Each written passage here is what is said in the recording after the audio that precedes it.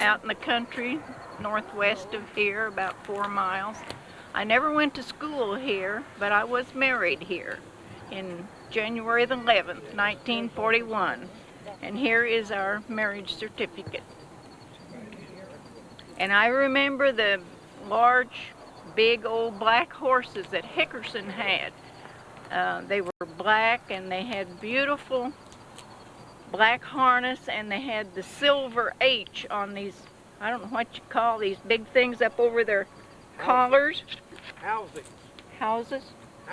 They were beautiful. The harness and all of the silver that was on the harness was really pretty. That's about my extent. We were married by Reverend Paulin, who was the Methodist pastor, and we were married in the parsonage, and it was out in the west part of town. Couldn't find it as I came in.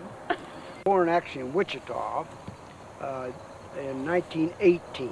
The town was not completed at that time, and I think my father and my mother later moved to the outskirts of El Dorado until the town became completed. He actually started with Anheuser-Busch in steam and electric and ice plants at Anthony, Kansas, where he married my mother. And then he came here to, he was an electrical engineer from University of Oklahoma, was actually where he went to school, and was the head of the electric division. 2 doctors of my friends worked for him in the summers, the Rainey brothers. One of the other, Leighton Rainey, one of the others worked for KG&E at a later time. The doctors here were Dr. Oberholzer, I believe, was the first doctor that I recall here. The other doctor was Dr. Kassebaum. In fact, his son married Nancy Kassebaum.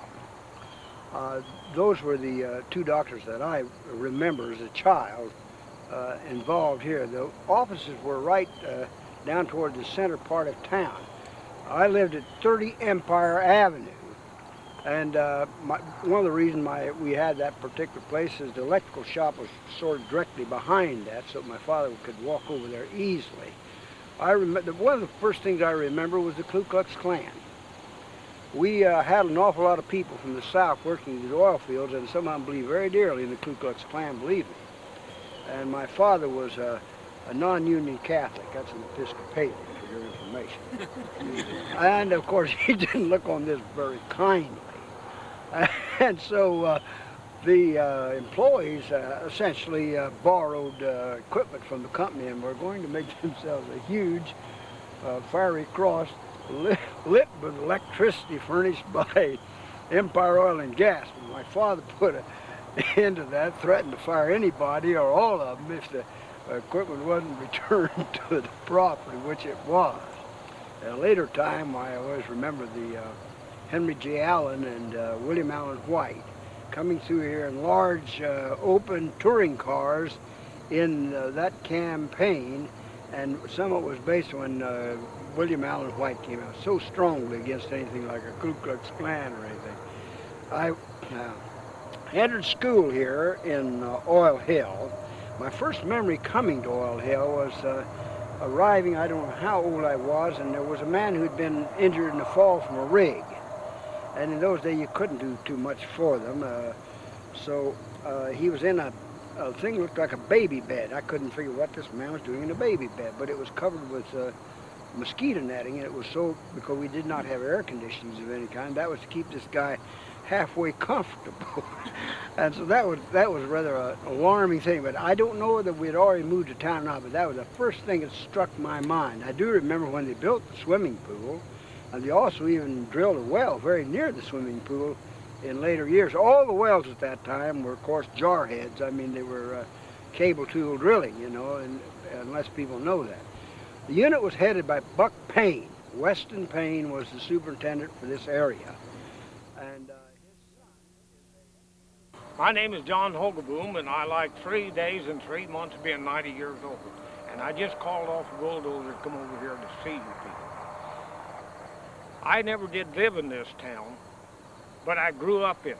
because I worked here as a skinner, driving a team. A transportation office, and it's right back over through there. We used to have a big gate that came out here, and I stayed here in the bunkhouse. The bunkhouse was right here along this street, and it faced the north. And the bunks were, they wasn't separate. They just all one right side by side. There was no charge. And I heard a lady a while ago talking about, or somebody talking about driving one horse. Well, I drove a horse to school when I was in the 3rd grade. Now I had to get the horse ready too. I drove a buggy and hauled people to school, hauled a couple of cousins. But I done a lot of work with here. I was working here in 1929 when the stock market crashed, which ended the teams. A team never came back, maybe except me. I did come back a little bit and do a few jobs around out in the field. But after the stock market crashed, why, they invented the winch, and that put the teams out of business. But I still have teams. I have about 14 head of horses, and I did go to the state fair this year and load the steam boiler on a wagon. I still have it sitting on the wagon. I come pretty near pulling it over here, but I'm trying to dig a pond, and I just didn't have time. Like I say, I could talk to you here till noon about Oil Hill. I never did work by the day. I never was a pumper or a roustabout or anything, but I did have my first job, first business I went into. I bought a team, a team, wagon and harness for $350 and the job, and went to work here in 1929. I was already working here driving the team, but I went in business for myself. The horses I bought were named Charlie and Charlie. It wasn't a very good team, but they wouldn't haul pipe down the road, which I did. They wouldn't load the boiler, and there's a lot of things they wouldn't do, but I did get by. Then the stock market crash hit, and that was the end of the teams. So I had to give the team back, and I was probably about 15 and a half years old.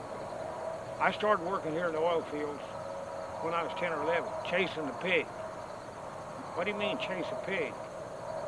Well, that's a little dirt moving implement.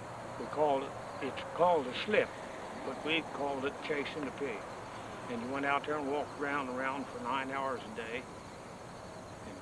And then I graduated from that into transportation. We got orders right over there just a little ways. Every morning we go over there and got your orders. You never know what you're going to do. But you got paid 70 cents per man and team. And the skinner got half of it, and the man that owned the team got half of it. And then they got to making the out. Phyllis Trissel, and actually I've never been to Oil Hill myself, but my grandparents lived here. They came from Moline, and my grandfather, E.J. Much, invented a device that pulled the sucker rod from the well. And I brought pictures of it, as well as some family pictures. And they lived in one of the little, long, narrow oil field houses. I don't know what street it was on or anything, but this was back in 1916. Quite follow John. I'm only 85 this year. But I've been connected with city service in various ways since 1937. I started out in a little filling station and run it a couple of years, and I guess perhaps my best memory is when they offered me the job of agent for the marketing department of city service in the warehouse set back up here. We had the book tanks and the book station, and I had the delivery truck to deliver, so I'll make it short. I've got a lot of stories, but there's a lot of people. John H. Davidson Jr., and I've been Jack ever since because there was so much confusion. I didn't live here long because I only lived here 18 years. Like him, I got so many stories I wouldn't know where to begin. I remember one thing, though, that I thought you might be interested in. We had a little Quonset truck right here, same one, had a little Model T Ford in there. That was the fire engine. One day we had a fire. We quite often did, you remember. But we always saved the location. We didn't save the house, but we saved the location. And I was on my bicycle going to the fire, and I passed the fire truck. That's how fast it was. So I wish I could recognize some of you folks, and I'm sure you're having a problem here too. I've changed a little. 78 years old. I'm Virginia Moreland, and I lived here when Joe and I were married. My husband was born in Oil Hill, and his parents lived down on Empire Street. Then they moved to Hamilton, and through the years he came back again, and then we lived back here on what was known as Pierpont. The thing that I remember was the wonderful swimming pool. I liked that swimming pool. And they had a neat band shell and lots of activities. There was a sort of a hall where you had dinners and you could play cards, and it was a community within itself. Yes, the houses were kind of drafty. I had my floors sanded in the living room. I can remember there were several coats of gray paint. Every house was painted gray. I think that city service must have owned a paint company that produced gray paint. But I liked my kitchen. No other woman would have, but whoever built it, the carpenter must have been short, because the cabinet, everything, the sink was way down here, and it was perfect for me. But when somebody else would go to do dishes there, they had a broken back. It was a wonderful place to live. It was a wonderful place to raise children. We had one little girl when we lived out here, and then Korea came along, and that put an end to it. But it was really super. Thank you very much. I'm Leif Parrish's grandson. And Vi, you were my teacher in what, kindergarten or first grade? I can't remember. Third grade, okay. Iva, this is not an Oil Hill story, but Iva and I were in the same storm cellar when our houses were cleaned to the foundation out in Township Village in 1958. She was our neighbor behind us. I started out, I grew up with my grandparents. They raised me, and I grew up out on the Gusman lease to begin with, and then first the Boyer and then the Gusman, and then we moved in here so I could go to school, and I was here until the town closed, and then went to the new Oil Hill School. Jiggs, you say that the medical offices were downtown. It's my memory that right here was the restaurant, and the restaurant was originally the infirmary. Right here, right where we're standing. And indeed, that was the fire station, filling station over there, and a little grocery store and post office. We lived down here about a block or two. I don't know the intersection, but we were right on this street here. Okay, just a block, right. And this town's not as large as I remember it being. And I had lots of wonderful memories growing up here. But the memory I'm going to share is not so much about my grandfather. I too have lots and lots of stories, and anybody that knew my grandparents, I'd sure like to talk to you after this. But the story I have is about my father. Now my father was Dale, and of course he grew up here. And the story goes that, well, actually Frank Bigler, who was the principal here for a long time, when I went to junior high in El Dorado, he told me this story. He was the principal there then. He swears that one day during World War II, an Army training plane came down Stapleton Street at treetop level. And if you remember the school, there was a building on either side and then a big parking lot, and the gymnasium was back here. Came right down the street, over the parking lot, lifted up just over the gym and flew on. Just a real close buzz. And he always swore, because he'd had my father in school, that that it was my father who was training as an Army aviator then. Well, my father, when I approached him about this, denied it. And he denied it for years until after the funeral of my Uncle Jack. He was back for that, and I brought him out here, and I had my kids with me, my two sons, and I was having him tell stories of his memories of Oil Hill.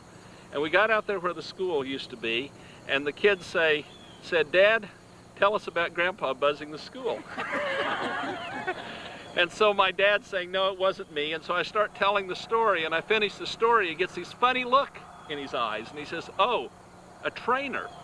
He said, "I thought the story was about a fighter." He said, "I never flew fighters." He said, "Maybe that was me."